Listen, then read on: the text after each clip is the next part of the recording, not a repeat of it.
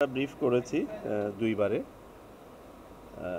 যখন রাজনৈতিক দল এবং প্রার্থীদের আচরণ বিধিমালা সংশোধনী প্রস্তাব করা হয়, সেটাও সংশ্লিষ্ট কমিশন সভার পরে আপনাদেরকে জানানো হয়েছিল এবং পরবর্তীতে গণপ্রতিনিধিত্ব আদেশের সংশোধনী নিয়ে যখন আমরা সিদ্ধান্ত নিয়েছি সেটাও জানানো হয়েছে। সুতরাং আজকে এটা অনেকটা রিপিটেশনই বলতে পারেন। আমরা এটাকে চূড়ান্ত করে মন্ত্রণালয়ে আমাদের ড্রাফটটি পাঠিয়েছি। তো আমি যদি উল্লেখযোগ্য সংশোধনীগুলো যদি বলি,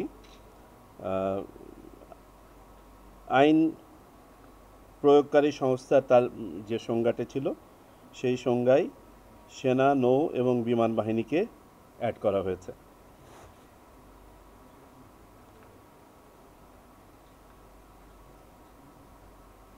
বিভিন্ন পোলিং স্টেশনের যে তালিকা, সেই তালিকাটা মাঝখানে আর ইলেকশন কমিশনের কাছে ছিল না, এটাকে ফেরত আনা হয়েছে। পোলিং স্টেশনের তালিকাটা এখন থেকে জেলা নির্বাচন কর্মকর্তা এটা তৈরি করবেন এবং কমিশন কর্তৃক এটা অ্যাপ্রুভড হবে। পরবর্তী উল্লেখযোগ্য বিষয় ছিল যে আদালত কর্তৃক কাউকে যদি ফেরারি ঘোষণা করা হয়, তারা নির্বাচনে অংশ নিতে পারবেন না। এটা একটা নতুন এডিশন 12 ধারায়। 12 ধারায় আর একটা এডিশন করা হয়েছে যে যারা আপনার অফিস অফ প্রফিট হোল্ড করেন, লাভজনক অফিস যারা হোল্ড করেন, সেখানে একটা ক্লজ অ্যাড করা হয়েছে যে তিনি যদি আপনার কোনো অফিস হোল্ড করেন যেটা গভর্নমেন্ট অর্গানাইজেশন, যেখানে সরকারের শতকরা 50 ভাগের বেশি শেয়ার আছে, এই ধরনের কোনো অফিসের যদি তিনি কোনো এক্সিকিউটিভ হন। 12 ধারা আরেকটা জিনিস অ্যাড করা হয়েছে যে যারা প্রার্থী হতে চাইবেন তাদের সেই সংশ্লিষ্ট কনস্টিটিউয়েন্সির কোনো শিক্ষা প্রতিষ্ঠানের গভর্নিং বডিতে থাকা যাবে না। অ্যাকনন সোপ, দেশের নাম্বার 1 হালাল অ্যান্টিব্যাকটেরিয়াল সোপ, ন্যাচারাল ব্যাকটেরিয়ালাইসিসের সুরক্ষায় ফ্রেশ ও অ্যাক্টিভ সব সময়।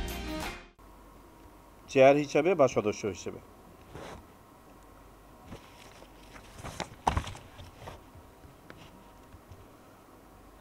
এফিডেভিটের মধ্যে আপনার প্লাস আপনার নমিনেশন পেপারের সাথে যে জিনিসগুলো অ্যাড করতে হবে, তার মধ্যে নতুন কিছু এডিশন আছে যে সর্বশেষ যে ট্যাক্স ইয়ার আছে, কর বছর আছে, সেই কর বছরের ইনকাম ট্যাক্স রিটার্নটা অ্যাড করতে হবে। আগে লেখা ছিল যে সোর্স অফ ইনকাম, এখানে আমরা সোর্স অফ ইনকাম বলতে আরেকটু এডিশন করেছি, both at home and abroad, অর্থাৎ দেশে এবং দেশের বাইরে। একইভাবে স্টেটমেন্ট অফ প্রপার্টি এবং ডেট, অর্থাৎ সম্পদ এবং তার দেনার যে ছিল বর্ণনা ছিল সংশ্লিষ্ট প্রার্থীর, এটাও দেশে এবং দেশের বাইরের কথাটা অ্যাড করা হয়েছে।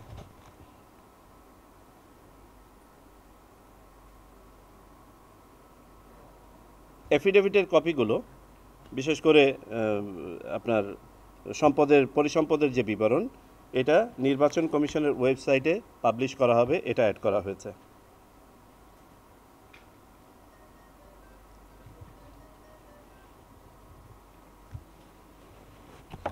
যদি কোনো প্রার্থী তার হলফনামায় কোনো মিথ্যা তথ্য দিয়ে থাকেন বা এটা যদি প্রতীয়মান হয় নির্বাচন কমিশনের কাছে স্বপ্রণোদিতভাবে বা কোনো প্রতিবেদনের ভিত্তিতে বা রিপোর্টের ভিত্তিতে, তাহলে নির্বাচন কমিশন সেটা তদন্ত করে ব্যবস্থা নিতে পারবে এবং যে অফিসের জন্য তিনি নির্বাচিত হচ্ছেন, অর্থাৎ 5 বছর সময়কালের মধ্যে যে কোনো সময় সংশ্লিষ্ট ব্যক্তিকে রিকল করা যাবে, এমনকি তার প্রার্থিতাও চলে যাবে এবং তিনি সংসদ সদস্য পদ হারাবেন।